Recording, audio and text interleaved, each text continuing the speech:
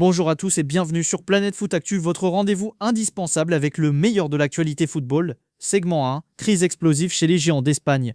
On commence en Espagne où le ton est monté d'un cran. Le Real Madrid a remporté le Clasico face au Barça, mais la victoire a un goût amer. Une véritable bombe a explosé en interne et elle concerne la star brésilienne Vinicius Junior et son entraîneur Xabi Alonso. L'affaire a pris une ampleur considérable. Remplacé à la 72e minute, Vinicius n'a pas caché sa fureur. Refusant de serrer la main de son coach, il a été filmé en train de lancer « Je vais me faire foutre, je me casse de cette équipe », une colère à laquelle Xabi Alonso aurait répondu sèchement. Cet incident public n'est que la partie visible de l'iceberg. Selon la presse espagnole, le dialogue est totalement rompu entre les deux hommes. La Cadena Ser et El Chiringuito sont formels. La confiance du Brésilien envers son entraîneur est morte. Vinicius, sous contrat jusqu'en 2027, ne prolongera pas si la situation ne change pas. Il estime mériter plus de respect et ne supporte plus de ne pas être considéré comme un titulaire indiscutable. Le Real Madrid tente de calmer le jeu, assurant qu'il s'agit d'un souci de vestiaire qui sera géré en interne, sans sanction financière. Une rencontre entre Alonso et Vinicius est prévue, mais le mal semble profond. Le journal AS est plus pessimiste et évoque déjà qu'un départ sera étudié si la relation ne s'améliore pas. L'affaire fait les gros titres partout en Europe, de l'équipe au Portugal. Le divorce est-il acté? L'avenir de l'un des joueurs les plus spectaculaires du monde à Madrid est désormais en suspens. Pendant ce temps, chez le rival le FC Barcelone,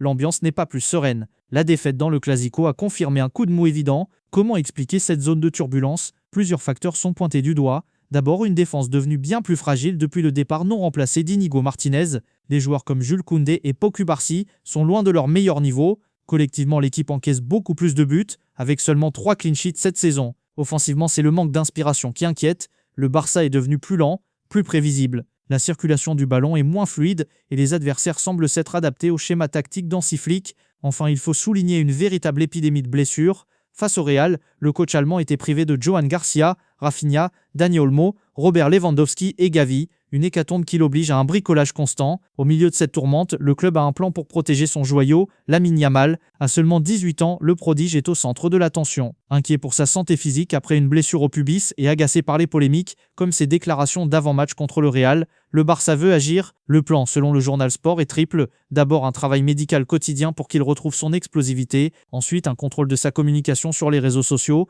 en collaboration avec son agent Jorge Mendes. Et enfin, un travail mental pour l'aider à tourner la page d'un classico éprouvant. Le Barça parviendra-t-il à protéger sa pépite? Direction la France où l'Olympique Lyonnais a vécu une soirée contrastée, une victoire face à Strasbourg qui replace le club dans le haut du tableau, mais une perte immense avec la terrible blessure de son meilleur joueur, Malik Fofana. Les images font froid dans le dos. Sur un tacle par derrière d'Ismaël Doucouré, la cheville droite du jeune Belge a complètement tourné. Le verdict est tombé et il est lourd, entorse grave avec des lésions nécessitant très probablement une intervention chirurgicale. Il sera éloigné des terrains pendant plusieurs mois. L'équipe évoque même une absence jusqu'à fin janvier 2026.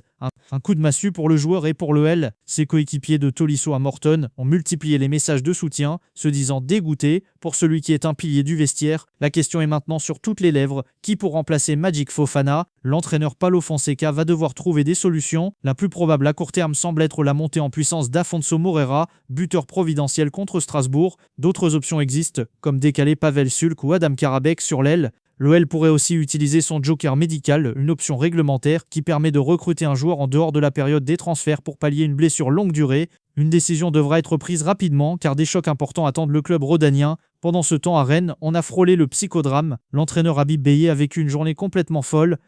Après une 5e défaite consécutive, son avenir ne tenait plus qu'à un fil. Convoqué par son directeur Arnaud Pouille, Beye pensait son sort scellé. Selon nos informations, il aurait même commencé à rassembler ses affaires et à faire ses adieux à certains joueurs et membres du staff. Mais contre toute attente, l'entretien a débouché sur une incroyable volte-face. Habib Beye a été maintenu dans ses fonctions et sera bien sur le banc pour le match crucial face à Toulouse. Un ultime sursis principalement parce que la direction rennaise n'avait pas de solution de rechange immédiate. Beye a donc une épée de Damoclès au-dessus de la tête. Une victoire est impérative pour espérer un peu de répit. Enfin, un mot sur le Paris FC. Après un mercato estival ambitieux avec l'arrivée de Red Bull et plus de 50 millions d'euros dépensés, le club de la capitale traverse son premier gros trou d'air. 5 matchs sans victoire, une chute en deuxième partie de tableau, à seulement 2 points du barragiste. L'entraîneur Stéphane Guilly pointe un manque de caractère et de personnalité de son groupe. Avec la 3e plus mauvaise défense de Ligue 1 et des recrues chères comme Otavio qui déçoivent, la pression commence à monter sur le coach, artisan de la montée. La semaine à venir s'annonce explosive et décisive pour l'avenir du club en Ligue 1. Le football est parfois cruel, même pour les plus grands. C'est le cas de Kevin De Bruyne, dont l'aventure à Naples vire au cauchemar. Après 10 ans de succès à Manchester City, le Belge de 34 ans avait rejoint le champion d'Italie en titre et réalisé un début de saison magnifique avec 4 buts et 2 passes décisives. Mais tout a basculé le week-end dernier contre l'Inter. Sorti sur blessure, le diagnostic initial faisait état de 3 mois d'absence. Malheureusement, les nouvelles sont encore pires. Selon la presse belge, KDB a décidé de se faire opérer en Belgique. Cette intervention chirurgicale prolonge considérablement sa période de convalescence. On parle désormais d'une absence de près de 5 mois. Un coup terrible pour le joueur et pour le Napoli, qui perd son métronome pour une grande partie de la saison. En Allemagne, c'est l'attaquant du Borussia Dortmund, Serhou Guirassy, qui traverse une période difficile. Souvenez-vous, la saison dernière, il était inarrêtable, terminant co-meilleur buteur de la Ligue des Champions. Mais depuis le début de cette nouvelle saison, c'est le coup de la panne. Le Guinéen n'a plus marqué en Bundesliga depuis le 13 septembre.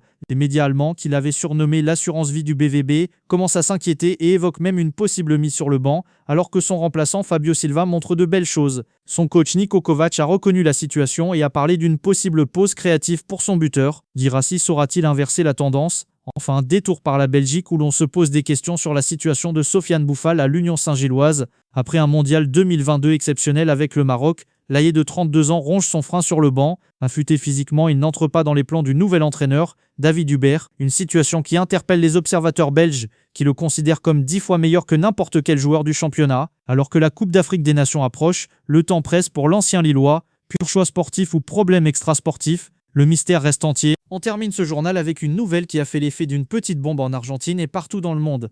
Lionel Messi, le champion du monde 2022, a semé le doute sur sa participation à la prochaine Coupe du Monde, alors qu'il se régale en MLS avec l'Inter Miami, où il vient de prolonger son contrat jusqu'en 2028. On pensait tous le voir défendre son titre pour une dernière danse, mais dans une interview accordée aux médias américains NBC, la Pulga a fait une déclaration surprenante. Il a dit, je cite, « J'aimerais y être. Mais je vais évaluer cela au jour le jour lorsque je commencerai la pré-saison l'année prochaine et voir si je peux vraiment être à 100%. » Un revirement inattendu pour celui qui semblait déterminé à jouer ce dernier grand tournoi. Il a précisé qu'il espérait que Dieu lui permettrait d'y être, si son corps le lui permet. Pour la première fois, le doute est donc permis. Verrons-nous le plus grand joueur de l'histoire défendre son titre ? La réponse viendra dans les prochains mois.